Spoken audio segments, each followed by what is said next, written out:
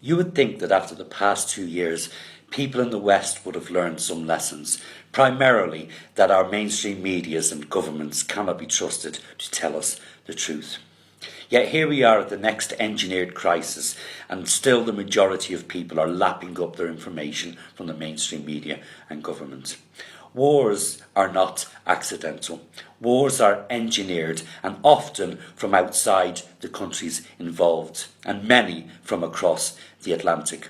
Wars aren't fought over ideals or right and wrong. They're fought over land and money and power, and most lately, oil. So there's a lot more than meets the eye to this Ukrainian war. For a start, we have NATO's aggressive advancements over the past 20 years towards Russian borders, despite repeated warnings from Putin. We have Joe Biden and his son, and the United States' obvious interests in Ukraine, a country which is awash with what can only be described as gangster factions.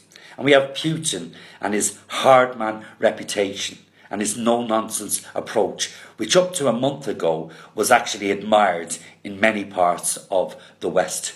And then we have the very real Great Reset plan.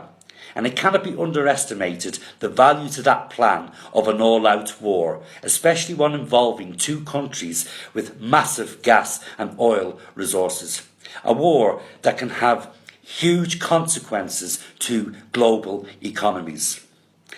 Now, if you understand that the same elites who've devised the Great Reset plan also control most of the world's prominent governments, including the Russians, and if you look at the timing of this war coming directly on the back of that other devised, engineered catastrophe, COVID, then you should be getting a clearer picture of the real reason behind this conflict.